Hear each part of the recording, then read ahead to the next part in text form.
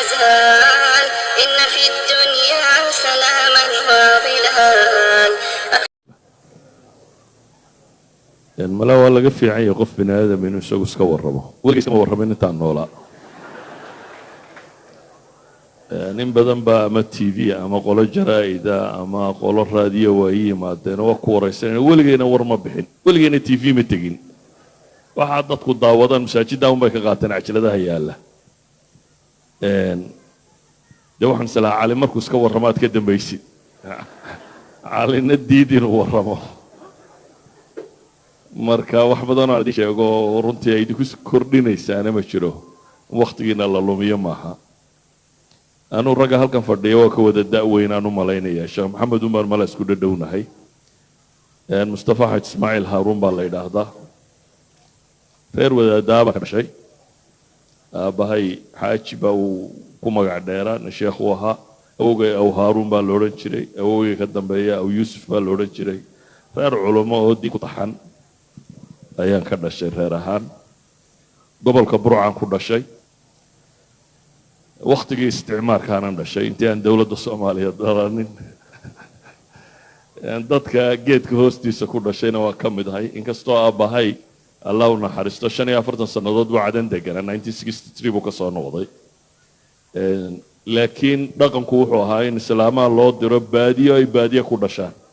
iyadoo la diidan yahay dhakhtarka iyo raggaa joogiya waxaasi aanay islaamuhu rabin ee loo diro hooyadeedoo baadiyo joogta inay baadiyo lagu soo umuro intaan walaalaanay nin qura nagaga dhashay cadan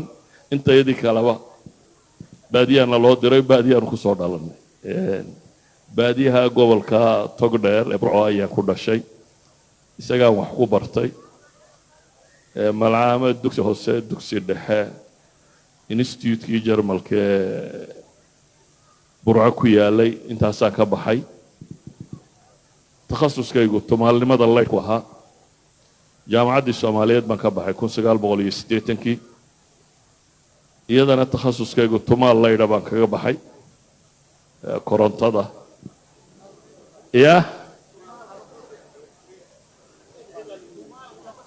tumaalku waa farsamo yaqaan laydh baan kaga baxay jaamacadda kadibna waxaan noqday macallin dugsiga farsamada gacanta ee jarmalku dhisay ku yaala magaalada burcan macallin ka noqday markaan muddo sanad iyo meelaha joogay dowladdii soomaaliyeed baa ay xidhay dowladda soomaaliyeed ma rabo wax badan inaan ka sheego laakiin inta meelooda wax ku xidhi jirtayba waan soo maray station police waa la igu xidhay NSS waa la igu xidhay xero gulwado waa la igu xidhay xero military waa la igu xidhay dhabarjabin waa la igu xidhay jeel waa la igu xidhay weligeyna maxkamad layma tagin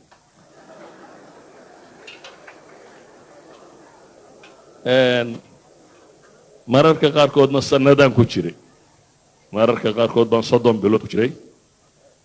calaa kulli xaal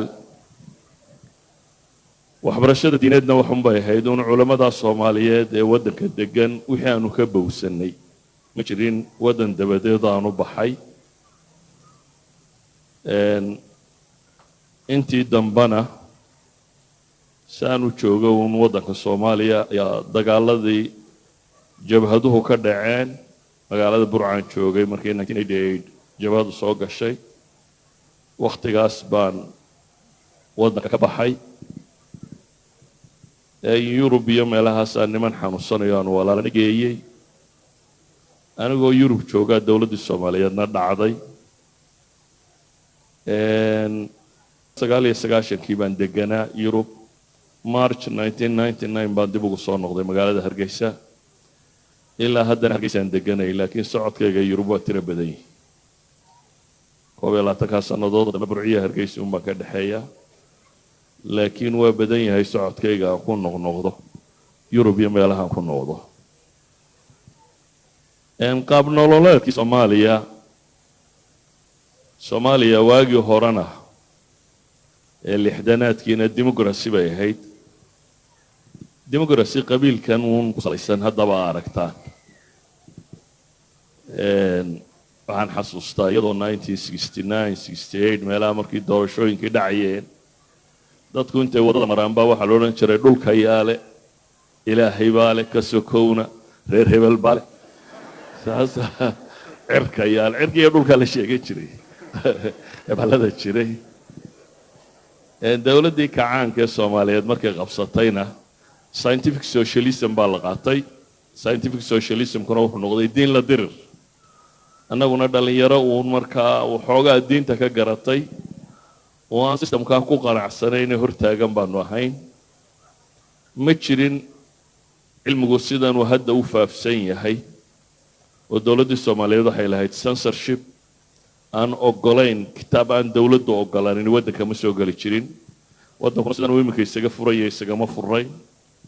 diyaaradaha dibadda ka yimaada only xamar oo soo degi jirtay lama ogolayn waddanka inta kale diyaarad dabadeed inay ka soo degto isaa daraaddeed wax kasta oo waddanka soo gala censorship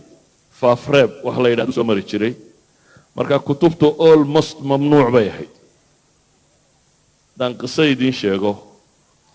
77 anigoo dumar tafsiir u dhigaya habeenkii baan dhigi jirnay guri madow habeenku markuu dam noqdo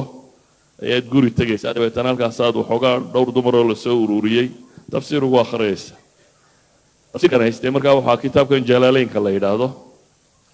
jalaaleynadii waagaa dadku haysteen iskuma rakibnayn waxay ahaan jireen dhowr xaashiyood oo isku jiri jireen dabeetana gal sare buu leeyahay ku daboolan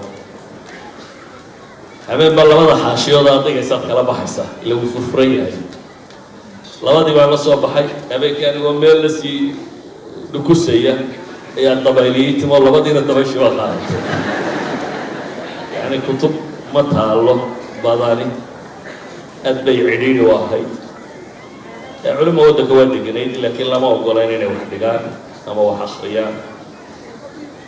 bale waxaa laga yaabaa haddaad nin dhallinyaro aad tahay inuu kaa boqo waayo dowladda ku xidhaysa inuu kaa fogaado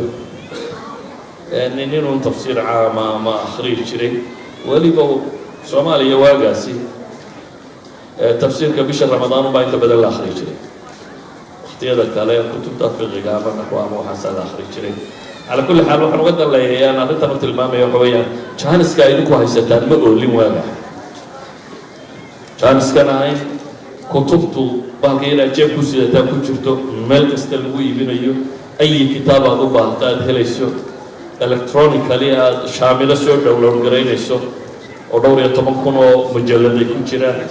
يعني جانس كسيدا تاني قفكو research سمين كره وحبحتي كره وحباري كره واقع ما أقولين laakiin waxa yaalay dad committed oo dadaalaya mala daacadnimana ku jirto oo in ilaahay waxa ugu dhawaadaan ay ku jirto marka aanu qadiyada jecel inaan ku celiyo waxa weeyaan war nicmada haysataan ku saabsiisan diintu sida ay maanta u fududahay inuu qofku barto may jirin may oolin waxay ahayd wax aada u cidhiidhiya sidaad u xasilaysaana ay inta badan ku xidhnaanayso sida aad wax u akhrido xataa iyadoo wax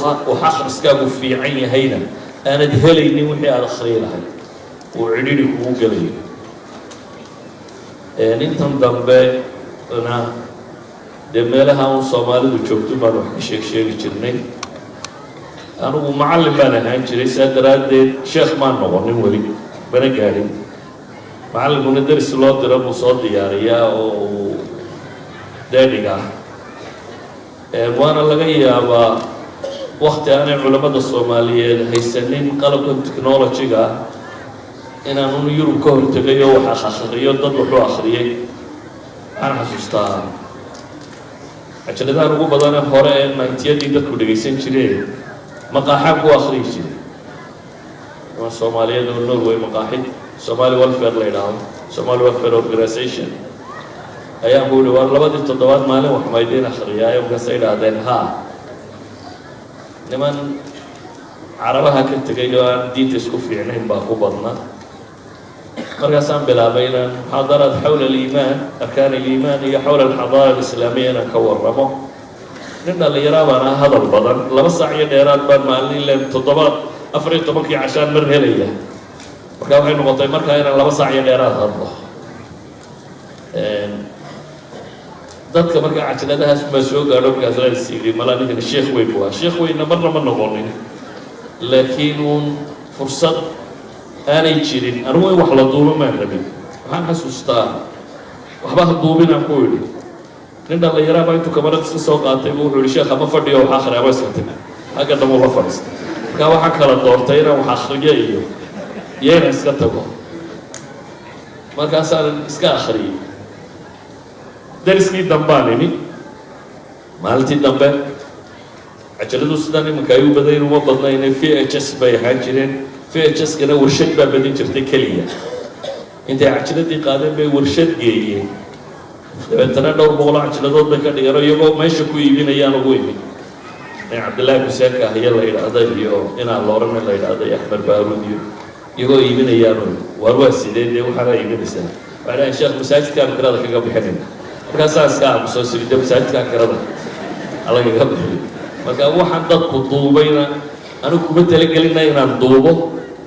TV-na weli ma tegin raadiyona weli ma tegin wadaadku su-aalaha badan uu dadka weydiinayana malaa inuu isagu ka jawaabaa bay ku fiican tahay anigu intaasaan ku gabagabaynaya wasalaamu calaykum